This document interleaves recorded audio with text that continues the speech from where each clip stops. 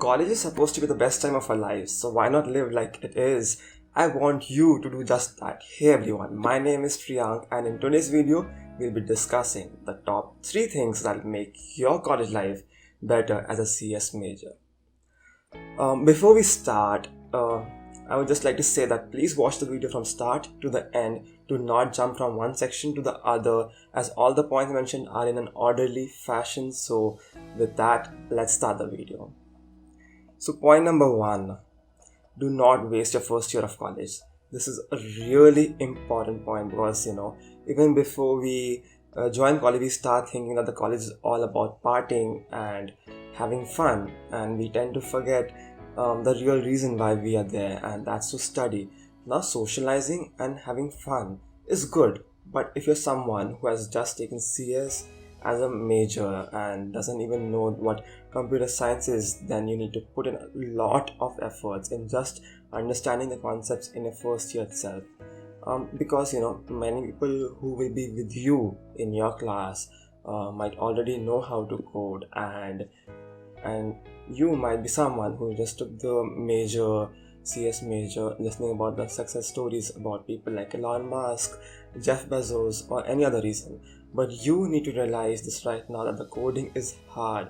It's not something you can pick up in a day or two. You need to spend time with it for at least a month or two to see the results. Now, I'm not saying become a bookworm. Do socialize with people that will help you out help you out, but take out time for studying as well. Learn programming languages, preferably C++, Java, Python if you're a beginner. Once you've learned the ins and outs of one of those programming languages, learn data structures and the algorithms. Now when you do start learning these concepts, I promise you one thing, that you'll start realizing how hard coding really is, because your brain isn't used to understanding it. Your brain will develop slowly, and once it does, then you can grasp these concepts quickly, but until then you have to stick with it. Don't just stop, because it's hard. And if you do feel like this is hard, remember this quote by one of my favorite Udemy instructors, Angela Yu: nothing easy is worth doing. And once you do get a hang of coding, I promise you one thing, that the world will look like a more beautiful place. You'll start feeling like if you can learn something hard like coding, if you work hard in something else, you can achieve that too. It will just boost your self-confidence so much and put you in the right track for the rest of your college years or even your life. Now, as a bonus in the end of the video, I'll recommend you a few courses that helped me personally in my coding journey, and I promise you they'll be a massive help for you too. So stick around for that. Now, point number 2, socialize and get acquainted with the new people. Now, this point might contradict the first point a bit, but matter of fact is both of these things are equally important. As a computer science student, we are normally judged as introverted and unsocial people, which is pretty much true in case of most of the people. But that's why I think you should become more social, and talking to different kinds of people will build your people skills, and it will help you build your character, and it will let you know what kind of people you want to work with and what kind of people you want to become friends with. So when you start college, don't just also become a bookworm. Join different committees, and be part of your college festivals, go to parties and meet new people. Understand how people think. There have also been studies which say that socializing sharpens memory and cognitive skills, and trust me when I say that it will help you so much in your life, and it will make you much more confident. Just to give you an example, suppose you meet someone in a party and you start talking with them, your vibes match, you kind of become friends, and let's say your friendship lasts only for a year and you both drift apart after that. Now cut to 5 to 10 years down the line, you want to start your own company, and you need funding for it, and you do a lot of research on the internet for investors, and you find out that the guy or the girl you met in the party are now a part of a big VC firm. So you can call them up asking for a favor, and you may or may not get the meeting, but you have a better chance to get that meeting compared to someone who doesn't even know that person. This is what's called as networking, where both the parties involved can get something out of the relationship.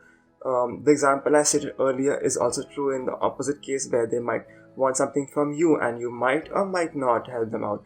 So, to end this point, I would like to give you my suggestions on how you should manage both studying and socializing, and that is just keep a calendar. Mark down your slots in your day, and when you are the most active and your cognitive skills abilities are at the maximum, and just keep that time for studying.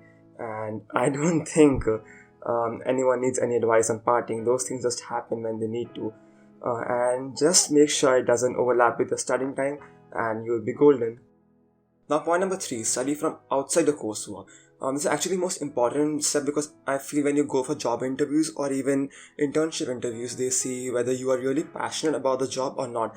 And what better way to show them this than to do a little hard work. For example, your college might not have machine learning in its course, but you can go to platforms such as Udemy or edX or Coursera, Udacity, or any other platform to learn this. And after learning those concepts, try to create some projects around it and put it up on your resume.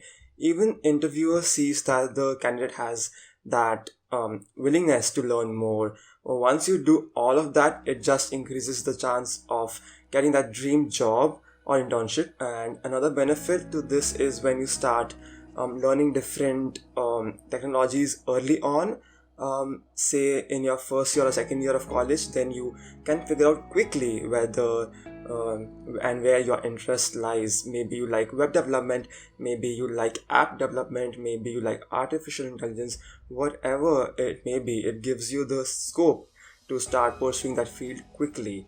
If you've figured out where your interest lies, then maybe you can try to get a bit of industry exposure through freelancing, like dealing with clients, working with deadlines, learning new frameworks or languages for that domain that you're pursuing.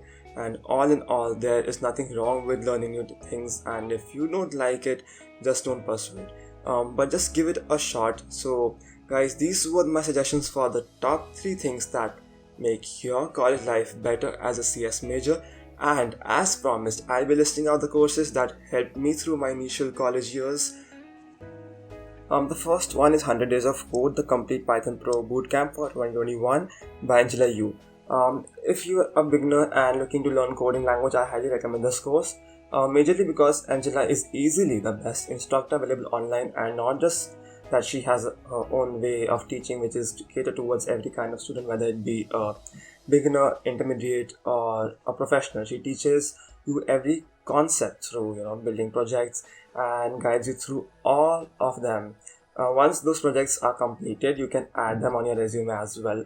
The first 80 out of 100 days, she kind of holds your hands through the process, and the next 20 days she gives you a set of projects to do, so you can learn on your own. I promise you won't regret taking this course. The second course is Machine Learning A to Z, Hands-on Python and R in Data Science.